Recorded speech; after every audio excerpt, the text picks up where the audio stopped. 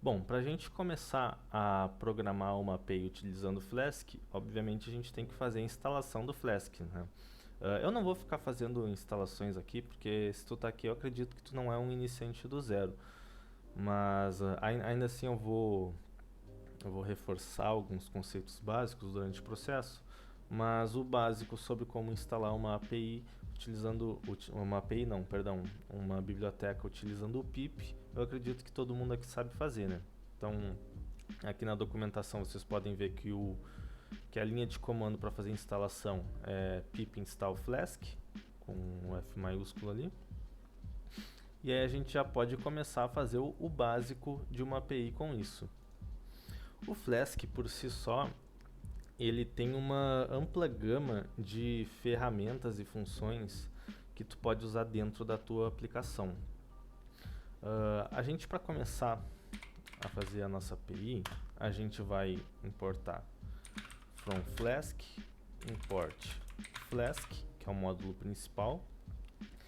Vamos importar aqui também um módulo request do Flask, que nesse primeiro exemplo eu não vou utilizar, mas na vida real, no dia a dia, num projeto real, provavelmente tu vai utilizar, então é bom já se acostumar a importar ele. Importa também o JSONify para a gente retornar as requisições no formato de JSON. A gente vai aqui inicializar o nosso app Flask.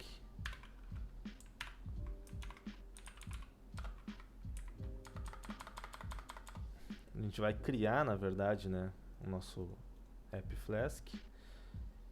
E aqui a gente vai inicializar ele. If name igual name app.run para ele inicializar assim que a gente executar esse arquivo. E a gente pode, enquanto está desenvolvendo a aplicação, utilizar o debug igual a true, que daí ele vai ficar exibindo no console absolutamente tudo que acontece com a nossa API. Toda requisição que é recebida, tudo que é retornado, os códigos de sucesso, de erro, etc.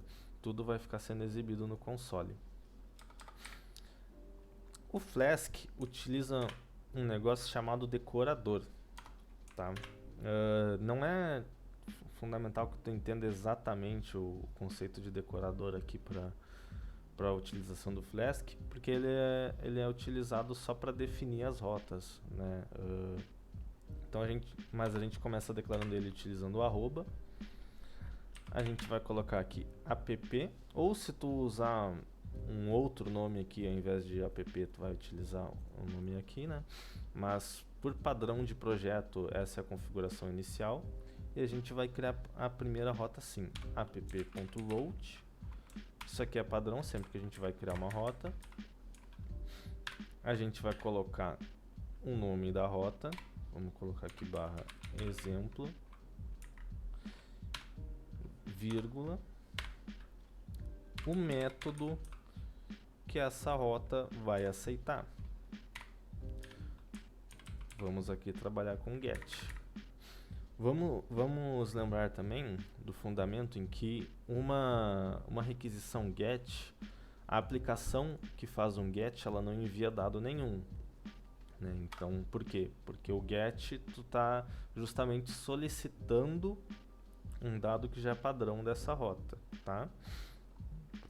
Abaixo do decorador que cria a rota, a gente vai fazer a função que é executada quando a requisição entra nessa rota. Então vamos fazer aqui a def exemplo, porque esse aqui é o primeiro exemplo. E vamos colocar aqui já um return. Vamos usar o JSONify para responder como um JSON. Abre parênteses, abre chaves, porque é um JSON. Mensagem get funcionou. 200. Por que esse 200?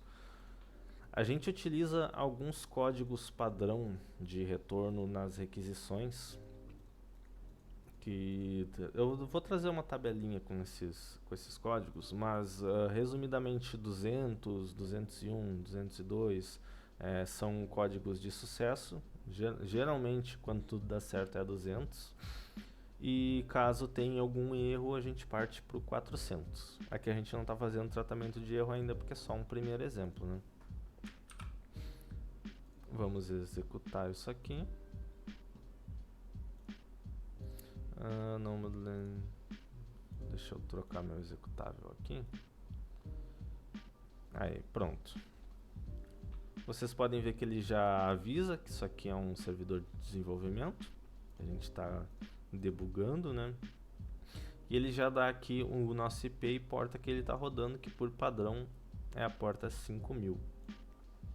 A gente pode utilizar aqui o Postman para fazer um teste dessa requisição. Deixa ele abrir aqui.